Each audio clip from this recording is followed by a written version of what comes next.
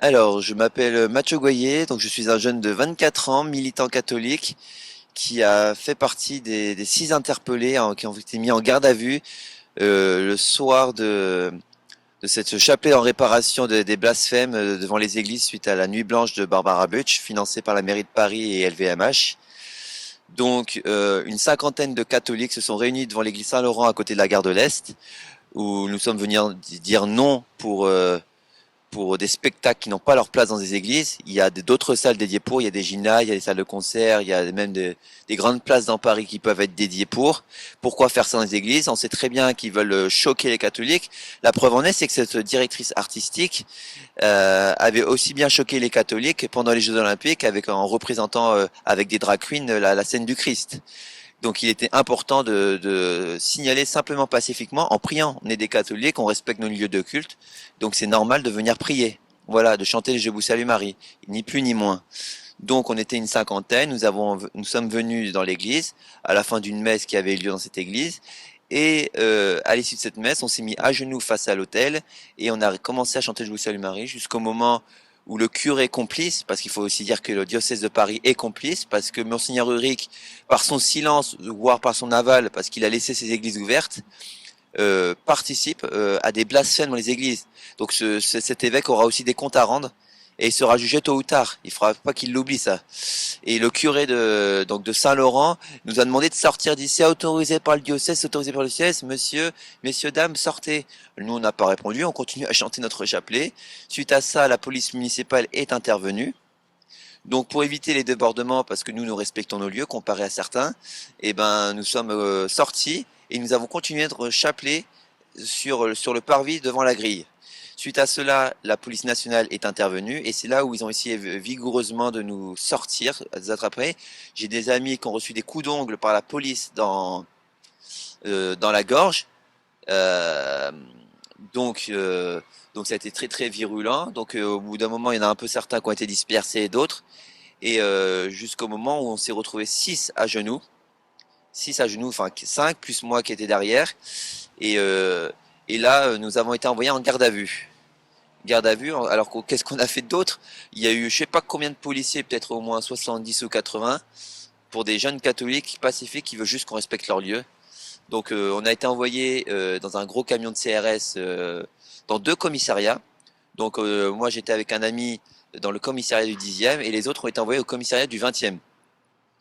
Donc on n'avait aucune info sur déjà de pourquoi on était là au début.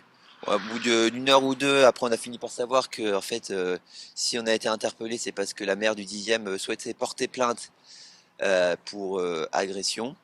Alors sur le moment on se regarde et on se dit bon, qui aurait pu faire ça? Nous on n'a rien à voir avec ça en tout cas dans nous 6. Alors on avait même déjà même plus de contact avec le 4 autres, donc on savait même pas où ils étaient. Donc on a passé une nuit entouré de délinquants qui puaient la pisse, il faut dire les choses. On était dans une cellule individuelle à 3. Il y avait du bruit toute la nuit, donc c'était pas du tout dans des bonnes conditions. Mais il y a un policier, quand il nous a vu sur un banc, à un moment, il est venu nous voir, il m'a dit, vous savez, nous on est dégoûtés de ce qu'on voit. Et puis je signale bien aux gens de faire le distinguo entre République et la France parce que moi j'ai honte de voir ça et si ça avait été nous qui vous aurait interpellé, on vous aurait jamais mis en garde à vue. Donc ça prouve bien qu'ils ont fait exprès d'envoyer une unité qui n'était pas celui de l'arrondissement pour bien nous interpeller. Voilà, on se demande bien qui a pu donner l'ordre, mais moi j'ai mes idées, c'est les élus de gauche, toujours les mêmes. Donc voilà, faut pas se faire d'illusions. Suite à cela, donc on a passé la nuit et le lendemain matin, après avoir pris nos empreintes, photos, enfin tout le tralala, on nous a dit bon, vous allez être envoyé dans le 20e. Dans le 20e, au début, on savait pas pourquoi, et puis c'est en arrivant sur place qu'on a compris qu'en fait, c'était pour rejoindre nos 4 autres amis. Et puis on nous a mis là sans avoir de suite. Au bout de 2 heures d'attente dans ce commissariat, on nous a dit votre affaire a pris une ampleur médiatique, tout le monde en parle sur les réseaux sociaux, dans la presse. Donc vous allez être déplacé dans une autre commissariat pour les affaires bien médiatiques. Donc fourgon de police, il y a eu 3 véhicules par deux, on était placés. Et j'avais l'impression d'être un vrai terroriste, un djihadiste ou je ne sais quoi, parce que autant d'unité pour nous, je dis ouais, qu'est-ce qu'on a fait de mal à part prier. Et donc on a été envoyé dans le commissariat du premier, derrière l'église Saint-Eustache. un commissariat qui visiblement est bien moderne et plus luxueux et qui était réservé rien que pour nous. Donc ça nous a permis d'être dans des meilleures conditions dans un sens parce qu'au moins on n'avait pas les autres pour gueuler et c'était un commissariat qui était régulièrement nettoyé donc on a pu dormir sans les odeurs de pisse ou je ne sais quoi. Donc ça c'était pas déplaisant dans un sens et puis on avait des gardiens de police qui étaient favorables à nous, qui étaient dans la compréhension de ce qu'on faisait là. Il y en a un qui m'a dit oui, j'ai pas le droit de parler mais sachez que j'ai honte de faire ça. Donc bon moi j'ai envie de leur dire dans un sens si t'as honte, pourquoi t'acceptes de te soumettre? C'est comme avec les agriculteurs, t'acceptes de te soumettre, donc au bout d'un moment, soit tu changes de métier, ou soit t'es un collaborateur. Voilà, faut dire les termes. Donc jusqu'à là, on n'avait toujours pas eu l'interrogatoire. Faut savoir que moi, nous, mon ami et moi, on avait fait déjà 2 commissariats, les autres un commissariat. Toujours pas d'interrogatoire, on a juste pris nos empreintes et puis c'est tout. Euh, la fin de journée a commencé à arriver et puis là, on commence à avoir l'interrogatoire. Donc là, ils nous demandent de leur expliquer ce qui s'est passé à Saint-Eustache. Donc on leur donne toutes nos infos de pourquoi on est allé là, pourquoi spécifiquement cette affaire. Alors moi je leur expliquais déjà que les spectacles n'ont pas leur place. On n'est pas là, c'était pas un spectacle de grégorien, de violon ou de chant religieux. Là, c'était vraiment un spectacle de son et lumière. Il y a eu des têtes de mort, tout est visible sur les réseaux sociaux, donc on peut voir que ça n'a rien à voir avec avec la religion catholique. Et puis ce qu'on peut aussi dire, c'est que ces personnes-là n'ont même pas organisé cela dans des synagogues, dans des loges franc-maçonnes ou même dans les salles de prière musulmanes. Parce que les gens disent oui, mais il a fait ça à la mosquée de Paris. Oui, oui, dans la cour, pas dans la salle de prière, alors que chez les catholiques, c'est dans leur lieu de culte où ils prient tous les jours, où il y a eu des mariages, où il y a eu des baptêmes, des confirmations. Donc on voit bien que c'est ciblé. Ils n'ont pas fait ça ailleurs. Donc je pense que nous, comme on a reçu le titre de confirmation avec la claque, je pense qu'il était important de signaler notre présence et de montrer qu'on est des soldats du Christ et qu'il faut être là. Il y en a qui sont venus de Savoie, il y en a qui sont venus de Poitou-Charentes, de Bretagne, et je les remercie chaleureusement parce que c'est eux qui ont été les dignes serviteurs du Christ et qui n'ont pas baissé les bras. Quand on voit le résultat et l'ampleur médiatique que ça prend, montre qu'en fait notre action a été très utile et qu'il faudra recommencer autant de fois qu'il faudra pour montrer que les catholiques ne sont pas prêts de se taire. Voilà, les Vendéens ne sont pas tués, les Christéros ne sont pas tués. Il y a eu beaucoup de morts dans tout ça, mais s'il faut mourir pour sa foi, on le fera. Il n'y a pas de honte à le dire. C'est pas un mal, parce qu'au moins Dieu saura reconnaître les siens et vomira les tièdes. Ça, il faut pas l'oublier de le dire. Donc, premier interrogatoire. Déjà, ils voulaient tout mettre sur le dos de Civitas, parce que en fait, leur objectif final, en fait, c'est d'attaquer Civitas pour reconstitution de Ligue dissoute. Sauf que je tiens à préciser que Civitas n'est pas à l'origine de l'événement de cette organisation de Chapelet. Civitas International, qui est en plus une structure qui n'a rien à voir avec le parti qui a été dissous, parce que ça a été créé en Belgique et c'est une association indépendante, même si c'est le même président. Donc ce n'est pas du tout la même structure juridique, qui n'est même pas française. Et Alain Escada n'a fait que relayer une information qu'il a aperçue sur Internet. Comme d'autres l'ont relayé, comme j'ai pu voir notamment Alexandre Arion-Côte qui en a parlé sur les réseaux sociaux, j'ai pu voir des avocats en parler, j'ai pu voir Stanislas Berton aussi, l'écrivain, en parler sur ses réseaux sociaux. Donc ils ont été nombreux à en parler sur Internet. Donc n'allez pas nous dire que c'est que Civitas. Et puis aller demander aussi aux 50 personnes qui est là, je pense que la grosse majorité n'était pas de Civitas, il faut arrêter cet amalgame. Et puis j'aimerais aussi redire un fait, c'est que dès qu'ils voyaient un Sacré-Cœur dont ils ignoraient l'existence, ils disaient c'est quoi ce symbole? C'est le logo de Civitas, donc c'est forcément les gens de Civitas. J'ai dit non, non, mais monsieur, révisez votre histoire, je lui ai dit au policier. J'ai dit, ça vous parle les Christéros, les Vendéens, Paray-le-Monial? J'ai dit au bout d'un moment, il faut réviser votre histoire, parce que c'est pas normal. C'est comme si vous allez dire aux pèlerins du pèlerinage de Chartres que tous ceux qui ont un Sacré-Cœur, c'est des adhérents de Civitas. Au bout d'un moment, ça tient pas la route, votre argument c'est bidon. Voilà, vous vous cramez tout seul. Donc suite à ça, donc en fait on a su qu'en fait on allait être prolongé suite à une plainte de la maire du 10e qui a simulé une agression, et je dis bien simulé parce que les policiers nous ont dit qu'ils avaient visionné les vidéosurveillances et à quel moment on aurait pu l'agresser alors qu'elle était de l'autre côté de la grille. Donc qu'est-ce que ça signifie en fait d'avoir simulé de cette soi-disant agression? C'est que ça lui a permis de faire son buzz. Comme ça, tous ces magazines parisiens et compagnie, La Croix, tous ces vendus en fait au système, et ben ils ont juste à dire que c'est des intégristes, des extrêmes droites, des fachos, des antisémites, tout ce qu'ils veulent, toutes les connotations habituelles qu'on connaît, hein, pour nous cracher dessus. Et ben ça sert à faire leur buzz et de dire qu'on est des dangereux. C'est qu'en fait notre arme, il est comme ça et il est cassé. Vous voyez bien qu'il reste qu'un morceau. Parce que moi j'ai été agressé par contre par un caméraman de gauche qui, lui, vigoureusement pointé quand on était dans l'église, la caméra sur notre front, je dis bien sur notre front, donc ça veut dire qu'il n'était pas dans un objectif de filmer, visiblement, parce qu'on met pas une caméra sur la tête des gens quand on veut filmer. On prend un peu de recul normalement. Et quand je lui ai poussé sa caméra qui m'embêtait, qui m'empêchait de prier, il m'a tiré le chapelet violemment. Voilà, il me reste qu'un morceau, les perles se sont dispersées, les autres perles.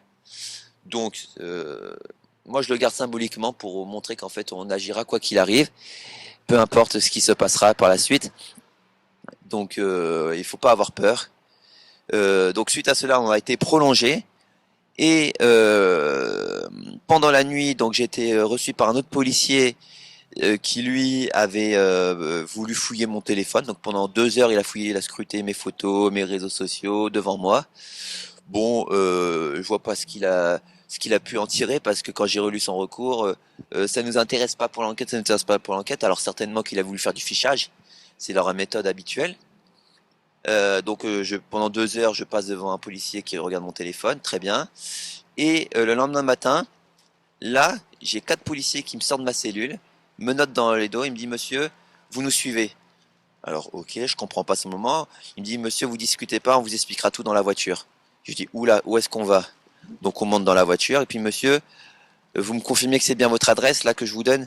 J'ai dit oui, pourquoi? Il me dit on va aller chez vous. Donc il m'amène chez moi, gyrophare, on traverse tout Paris et une fois arrivé à mon domicile, euh, là c'est perquisition. Ils ont retourné tout mon appartement de A à Z. Ça a été un saccage complet. Moi, mon appartement est complètement en bordel maintenant, alors qu'il était très très bien rangé. Ils ont embarqué toutes mes revues Civitas. Je dis bien qu'il y avait 80 numéros parce que avant la dissolution, plus les revues qui s'appellent Caritas maintenant.